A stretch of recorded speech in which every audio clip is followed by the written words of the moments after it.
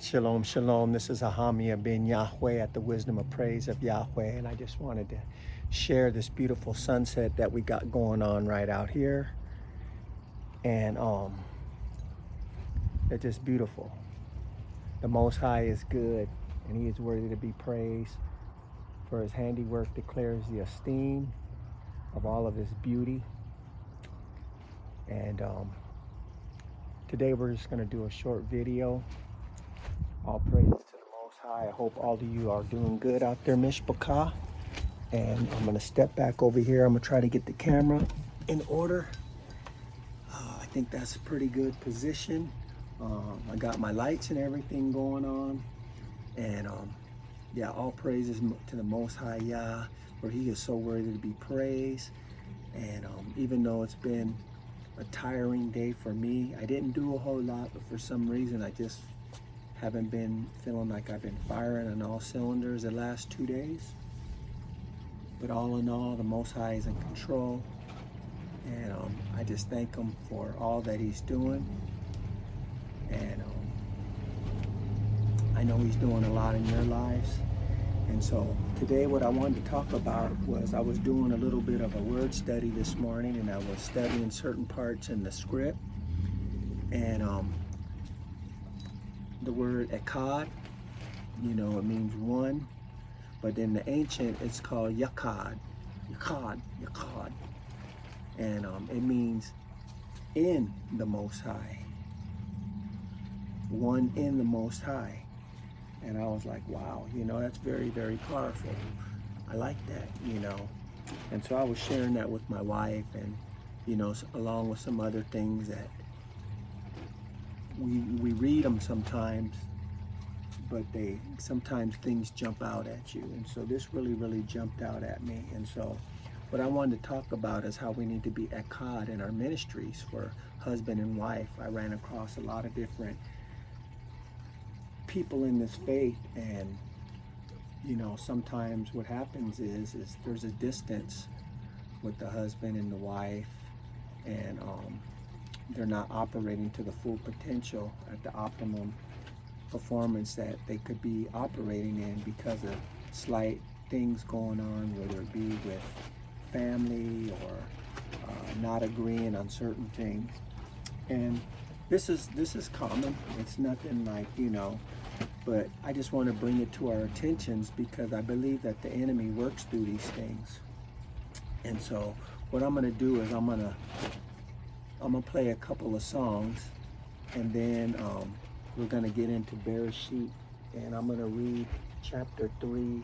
I'll probably start at verse 3 to 6, and then I'm going to stop there, and then I'm going to go to 16, and then I'm just going to give you my take on what I kind of feel about this situation, what is going on, and how maybe we can improve some areas in our life and have an understanding with one another where we communicate with our wives, and so we can get a good, clear understanding, so we can really be really effective in this last days proclamation or proclaiming the word and the truth.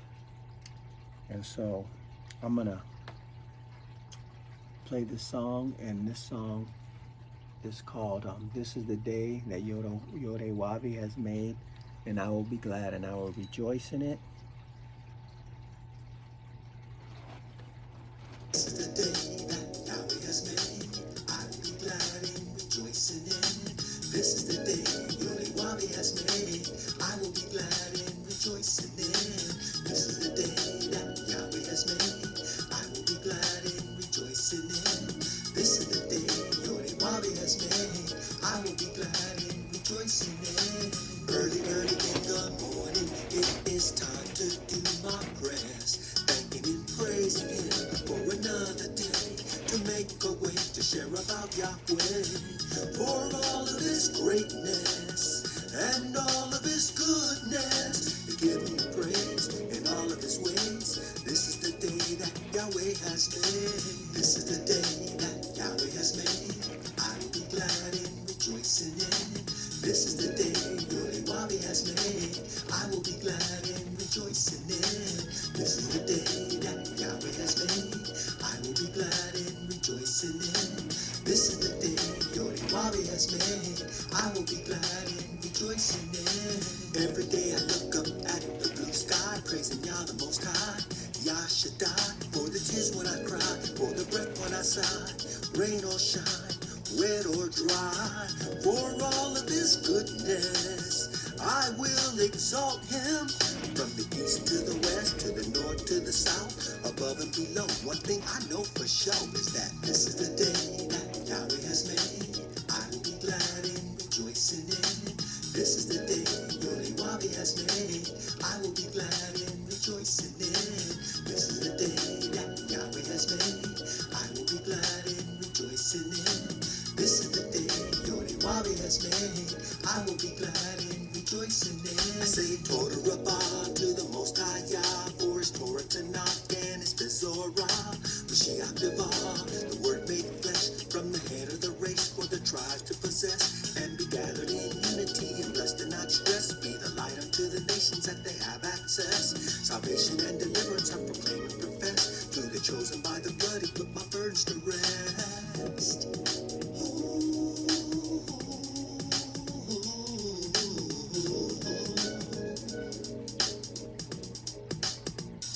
I give you the praise.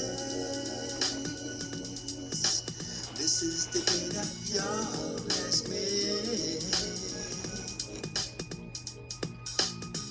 Israel, keep your head up, stay prayed up. When the praises go up, the blessing must come down. Israel, keep your head up, stay prayed up. When the praises go up, the blessing must come down. The blessings must come down.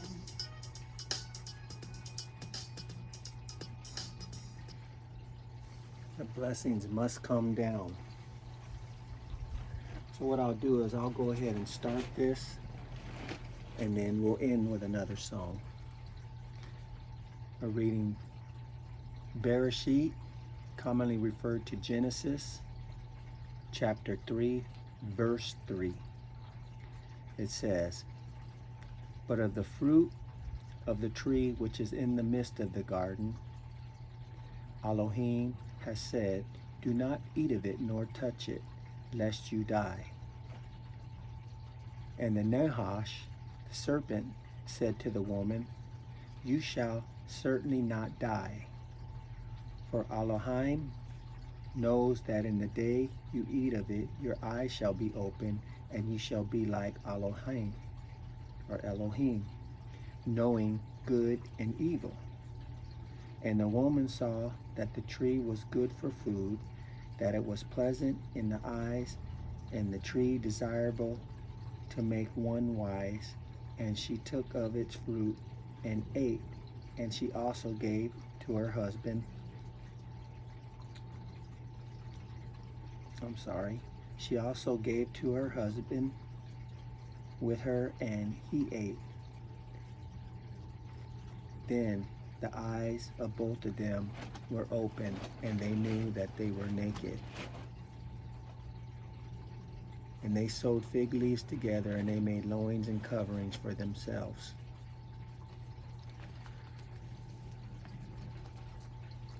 Now I'm going to go to verse 16. To the woman he said, "I greatly increase your sorrow and your conception. Bring forth children in pain, and your desire is for your husband, and he does rule over you." So we all know before that Hava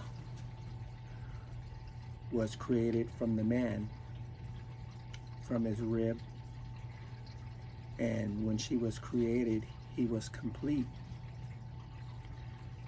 And what I see out of this is they are to work as a team. And what I'm finding out, because the man's supposed to be the covering for the wife, what I'm finding out in some people that are doing various ministries that I know, there's a little bit of a division going on. And us as men and you as women out there we have to look at the big picture of this whole thing. And we have to look at that the Most High Yah wants us to be very effective as a team. And I've experienced this, and many of other people have experienced this when I talk to them. And what can happen sometimes is the man can sometimes jump ahead of the Most High, and he feels led to do something. And even though he may feel that the Most High is leading him to do it, in some cases, he's moving a little bit too fast. And so things don't turn out the way that the wife thought that they should have turned out. So now what happens is he looks wrong. So then any other time he gets, let's say, a vision or an idea that the Most High is leading him on, the wife is not confident in his decision because he was wrong a time before that, or a time here, or a time there. And vice versa, this happens with the woman. And so what happens is this creates a doubt thing. And we're always gonna not have something totally right sometimes. But I think what happens is the enemy plays on this, and so it creates confusion in the relationship. And then sometimes you hear, well, how do I know that the Most High is not really leading you? And so I talk to a lot of people, and I hear these kind of things. And this is something that we need to really, really take serious. I think one thing we could probably do is we need to really, really have good communication in our relationships. And as the man, by him being the covering, which we had read that your husband is the rule over you, it's not in a way that you are in control, and when I say sit, you sit, and when I say stand, you stand, and when I say eat, you eat, and all of this. It's not a control like that, but it's a way of how you're doing things out of love, and that you're having order.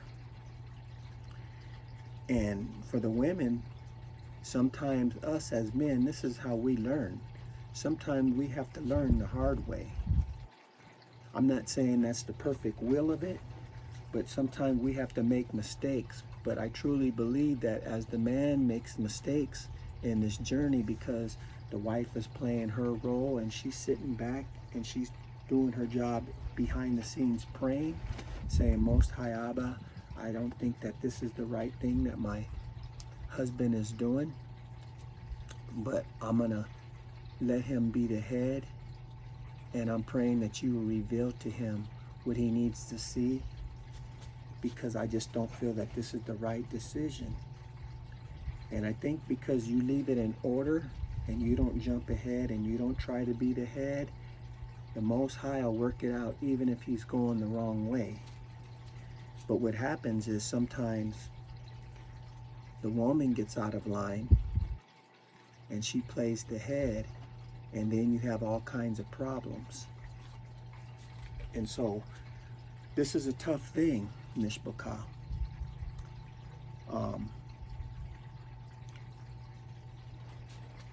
Ministry takes a lot of time and effort, and sometimes the woman is neglected of that time, and she wants to be with her husband at a certain time. But sometimes the husband can be so involved in ministry that she feels like she's on the back burner. Now, in some cases, it is feelings they may feel, and then sometimes they literally are on the back burner. So, us as men, what I am encouraging you is that you find a way to have quality time. You talk to your spouse and you say, listen,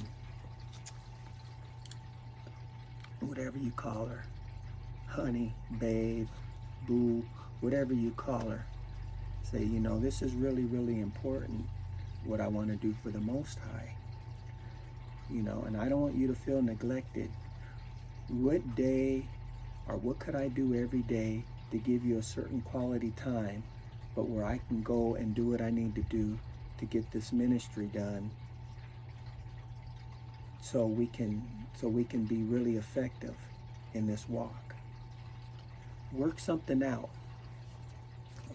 and try to get this thing to move smooth, because the woman does feel like, you know, oh, he married me, now he doesn't want nothing to do with me. And not everyone's spouse is going to be connected perfectly with what you're doing. Sometimes the person's spouse is in the background scenes. They're doing all kind of stuff in the backgrounds and you don't see.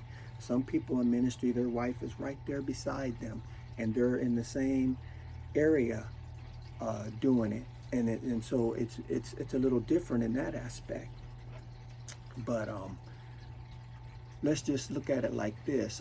Let's just say that mine would be in the music and writing songs and recording. I'm just giving you a scenario. But my wife's would be more or less making the atmosphere around the house for whoever's going to be coming in and going out. You know what I'm saying? We have two different things going on. And so, but we're still working together. And so we have to learn how to work these things together in a way to where it's effective. And so, but if she's working with me doing the songs and everything, we're going to have a better understanding because she's going to know what time it takes, what I'm doing, and I'm going to understand what time it takes, vice versa, you know, because we're both in the same thing. But some people's wives, they're not in that field, so they don't understand. It's like sometimes with me, I get a brainstorm of an idea on a song, and my wife is asking me something, and I'm saying, but I'm trying to get this idea down. I'm looking for a pen or I'm looking for my phone. I'm trying to get this idea down because I know it's going to be gone. And sometimes I can get it and then I tell her, I'm sorry, babe. You know what? I had this idea and I had to hurry. I know if I started saying something, I would, you know. Now if it's an emergency, the song is just gone. If it don't come back, it wasn't meant to be. You know, if it's emergency. But you know, if it's something that's minor and simple, sometimes you have to handle it a certain way. I know I'm rattling on, but this is very, very important. So we need to try to have this communication so we can do this ministry where we could be fully effective and where we don't feel guilty, like, oh, you know, I should have did. And it's hard. We're working jobs, we're coming home, and we're trying to give the Most High what he deserves, and we're all beat up from the feet up, tore up from the floor up, tore down from the crown down, because this Egypt done drained us about everything that we have, working, you know, on the grind every day, so to speak. So this is a very, very important thing. So what I wanted to say was, because you hear a lot of people saying when they read this, they're saying, well, you know, if the man would have been there, Eve wouldn't have sinned. But the point is, I don't blame anyone, because, well, I do blame both of us, but the thing of it is it's a blame thing. Well, if he was here, I see it like this. She was told to not partake of the fruit. And it was a reason why she was told, because it's going to be a time that she was going to be tempted to do this. And so, and with him, he didn't have to take it when she gave it to him, but he did. But this is something that jumped out with me, what I see. It says, and the woman saw that the tree was good for food, and that it was pleasant to the eyes, and a tree desirable to make one wise, and she took of its fruit and she ate. Now, and then verse 16, it says, after they were cursed from taking the fruit, it says, he says, and I will put enmity between you and the woman, and between your seed and her seed. he shall crush your head, and you shall crush his heel. To the woman he said, I greatly increase your sorrow, and your conception bring forth children in pain. And your desire is for your husband, and he does rule over you. So he says your desire is for your husband. But she, over here, it says the tree was desirable. So when I see this, what I get out of this is that she was desiring this tree, and she wasn't where her husband was at. She wasn't desiring her husband. Now, I'm not saying that this is just what I'm seeing from reading. And so it seems to me that if your wife has a desire for you and your ministry, or your guys' ministry, then she's going to have a desire for you because you're part of that ministry, and she's going to have a desire for the Most High. And so we have to pray that our desire as a woman, like it says, you desire your husband. Many times the man wants his desire for his other needs. She wants him to desire that way. But see, those things go back to the flesh. I'm not saying those things are wrong. I'm just saying we're trying to deal with ministry in the spirit. So we have to look at this in a spiritual perspective. And so these desires have to be spiritual desires. So I'm asking all you women and men out there to look at this in a different way, that you're working as a team. And we want to get this work done. And so if any of you ever watch NASCAR racing, there's a specific duty for each person when that car comes in the pit stop. And that car comes flying in the pit stop. They got the jack up. They're pulling them tires off. One person's doing this, one person's doing that. Everybody's assigned to one thing. And as a team, that person would not have won that race if it was not for the team sticking to their specific duty. And so we have to work as a team. Now, the reason why you don't want to hinder your husband as being the head is because he's the one that's accountable. And so he has to make certain decisions based on whether you think it's right or not, because if he's really, really convicted, and I'm not saying controlling decisions where he could rule over you in a way to where he's doing witchcraft and manipulation. I'm talking, really, really having this zeal or desire to serve the Most High. Let him do what he needs to do. Give him encouragement through this, that he will be able to do this, even if you don't understand, and pray to the Most High. Now, there's some people, they're just in unequally yoked situations, and that's not going to work anyhow. So that's just a bad deal all in itself. But you don't want the woman to where she's controlling the whole situation. You guys want to be able to come together and be in Yachad, in agreement, and so this thing could run smoothly, and so you can get the job of the ministry done. Now I'm going to give you a little scenario. This is just something that I made up, and it has more of a Christian way of how we think heaven is, but I'm sure you could relate because we pretty much all came from Christianity, or we hear this all the time. But there was a woman, and when her husband died, they had this, big funeral and everything, and he's in heaven and this and that and another. And they made this big old thing, he went to heaven and he was doing ministry and this and that and another. But this man, a lot of things he was doing in his ministry, he was doing it to satisfy his wife. So one day she passes on. She wakes up before the throne, and she's standing before the Most High, and first thing comes out her mouth is, oh Most High, oh Most High, where is my husband? Did he make it? Did he make it? Am I in heaven? Did he make it? He says, your husband did not make it.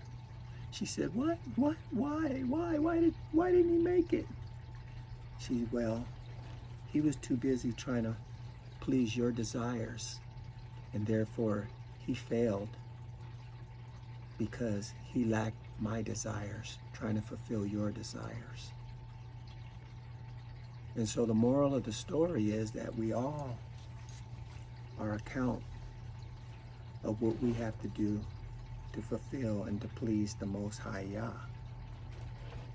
And so this is what I pray, Mishpachah, is that we have balance. See, balance is a beautiful thing. Balance is a just weight. It's a delight in the Most High Yah's eyes. And so we need to pray for balance in these situations. And so that's all I wanted to talk about tonight.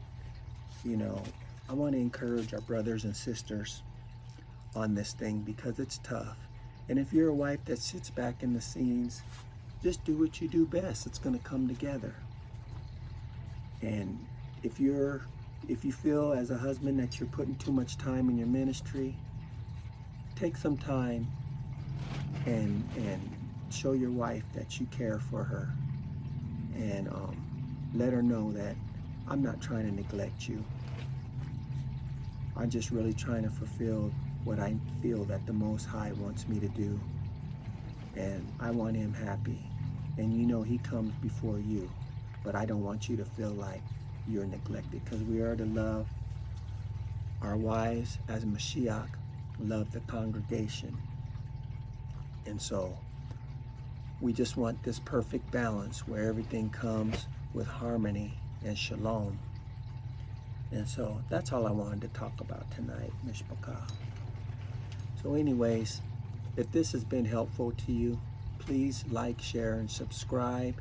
Hit the notification bell. Give me a comment. Help grow this channel. We have so much more to come. Some of these songs are older versions. I haven't put out the newer versions yet because they're not done. But it's coming together, and I've been working really, really hard at this, believe it or not. I am new to this. I'm not very good with this YouTube stuff, with computers and stuff. I know how to work music programs and stuff like that, but with this other internet stuff, I'm a little bit in the Stone Age. So one day I'm hoping that I have the captions set up with the scriptures and all of that different stuff, and it's gonna come together. And sometimes I don't know when I'm gonna make a video. I keep some other clothes on the side, and one day I'm working on a car and something doesn't come through, and then I switch clothes real quick and I clean up and I try to do a short video to keep this channel going and to build it. And so I'm wearing a lot of hats right now, and it's all coming together. All praises to the Most High Yah. And so yes, just take these words of encouragement and try them and apply them and see what happens. And